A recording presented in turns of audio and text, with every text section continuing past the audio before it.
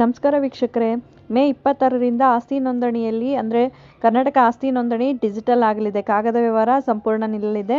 ಇನ್ನು ಮುಂದೆ ಡಿಜಿಟಲ್ ಸಹಿ ಇ ಸ್ಟ್ಯಾಂಪ್ ಕಡ್ಡಾಯವಾಗಿದೆ. ರಾಜ್ಯದಲ್ಲಿ ಆಸ್ತಿ ಹಸ್ತಾಂತರ, ಖರೀದಿ ಮತ್ತು ಇತರ ದಾಖಲೆಗಳ ನೋಂದಣಿ ಪ್ರಕ್ರಿಯೆಯು ಮೇ 26, 2025ರಿಂದ ಹೊಸ ತಿರುವು ಪಡೆಯಲಿದೆ.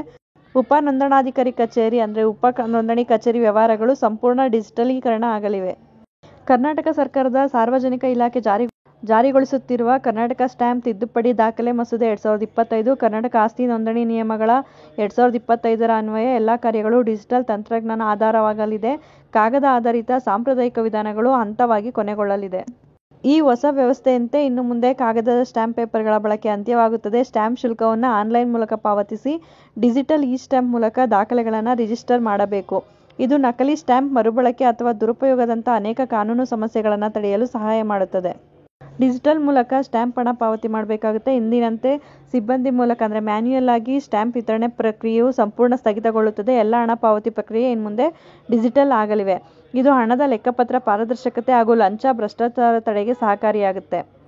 ಡಿಜಿಟಲ್ ಸಹಿ ಬಯೋಮೆಟ್ರಿಕ್ ದೃಢೀಕರಣ ಮಾಡಬೇಕಾಗುತ್ತೆ. ದಾಖಲೆಗಳ ಮೇಲೆ ಅಧಿಕಾರಿಗಳು ಮಾಡಲಿರುವ ಸಹಿಗೆ ಡಿಜಿಟಲ್ ಸಹಿ ಕಡ್ಡಾಯವಾಗಿದ್ದು, ಆ ಸಹಿಯನ್ನು ಆಧಾರ್ ಸಂಖ್ಯೆ ಹಾಗೂ ಬಯೋಮೆಟ್ರಿಕ್ ಮೂಲಕ ದೃಢೀಕರಿಸಬೇಕು. ಸಹಿ ಮಾಡುವ ಪ್ರಾಧಿಕಾರದ ವ್ಯಕ್ತಿತ್ವ ಸ್ಪಷ್ಟವಾಗಿ ಇದೆ. ಬೇರೆಯವರು ಸಹಿ ಮಾಡುವ ಸಾಧ್ಯತೆ ಇಲ್ಲ. ಈ ಹೊಸ ವ್ಯವಸ್ಥೆಯಿಂದ ಜನರಿಗೆ ಯಾವ ರೀತಿ ಲಾಭ ಆಗುತ್ತೆ ಅಂದರೆ ಅತ್ಯಧಿಕ ಪಾರದರ್ಶಕತೆ ಹೊಂದಿರುತ್ತೆ. ಡಿಜಿಟಲ್ ಸಹಿ, ಆಧಾರ್ ಲಿಂಕ್, ಬಯೋಮೆಟ್ರಿಕ್ ದೃಢೀಕರಣ ಇವುಗಳಿಂದ ನೋಂದಣಿ ಪ್ರಕ್ರಿಯೆಯಲ್ಲಿ ಯಾವುದೇ ರೀತಿಯ ನಕಲು ಸಾಧ್ಯವಿಲ್ಲ. ಅಗತ್ಯ ದಾಖಲೆಗಳನ್ನು ಆನ್ಲೈನ್ನಲ್ಲಿ ಸಲ್ಲಿಸಿ ಇ ಸ್ಟ್ಯಾಂಪ್ ಪಾವತಿ ಮಾಡಿ ರಿಜಿಸ್ಟ್ರೇಷನ್ ಪಡೆಯುವುದು ಜೊತೆಗೆ ಹೆಚ್ಚಿನ ಅನುಕೂಲವನ್ನು ಒದಗಿಸುತ್ತೆ. ಕಚೇರಿಗಳ ಸುತ್ತ ಏಜೆಂಟ್ಗಳ ಹಾವಳಿಯನ್ನು ಕಡಿಮೆ ಮಾಡುತ್ತದೆ. ಹೊಂದಾಣಿಕೆ ಮತ್ತು ಸುರಕ್ಷತೆಯಲ್ಲೂ ಕೂಡ ಎಲ್ಲ ದಾಖಲೆಗಳು ಡಿಜಿಟಲ್ ಆಗಿರುವುದರಿಂದ ದೋಷವಿಲ್ಲದ ದಾಖಲೆ ವ್ಯವಸ್ಥೆ ನಿರ್ಮಾಣವಾಗುತ್ತದೆ. ಯಾವುದೇ ಆಸ್ತಿ ವಿವಾದವಿದ್ದರೂ ತಕ್ಷಣವೇ ಲಭ್ಯವಾಗುತ್ತದೆ. ಯಾವ ರೀತಿಯ ಸಮಸ್ಯೆಗಳು ಬರ್ಬೋದು ಇದರಿಂದ ಅನ್ನೋದಾದರೆ ಇಂಟರ್ನೆಟ್ ಸಂಪರ್ಕ ಮತ್ತು ಡಿಜಿಟಲ್ ಜ್ಞಾನದ ಕೊರತೆಯಿಂದಾಗಿ ಗ್ರಾಮೀಣ ಪ್ರದೇಶದಲ್ಲಿ ಈ ವ್ಯವಸ್ಥೆ ಅಳವಡಿಸುವುದು ಪ್ರಾರಂಭಿಕವಾಗಿ ಕಠಿಣ ಆಗಬಹುದು. ಈ ಹೊಸ ನಿಯಮವು ಮುಂದಿನ ದಾಖಲಾತಿಗಳಿಗೆ ಮಾತ್ರ ಅನ್ವಯವಾಗುತ್ತದೆ ಅಥವಾ ಹಿಂದಿನ ದಾಖಲೆಗಳೇ ಅನ್ವಯವಾಗುತ್ತದೆ ಎಂಬುದರ ಬಗ್ಗೆ ಸ್ಪಷ್ಟ ಮಾಹಿತಿ ಇಲ್ಲ.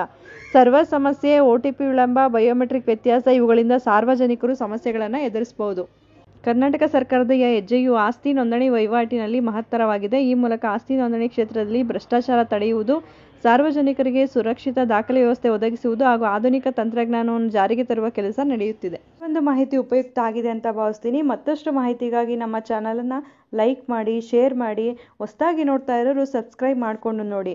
ಕಾನೂನಿನ ಮಾಹಿತಿಗಳನ್ನು ನೀವು ತಿಳ್ಕೊಳ್ಳೋದಲ್ಲ, ಮತ್ತೊಬ್ಬರಿಗೂ ಕೂಡ ಇದನ್ನು ಹಂಚಿ. ಧನ್ಯವಾದಗಳು.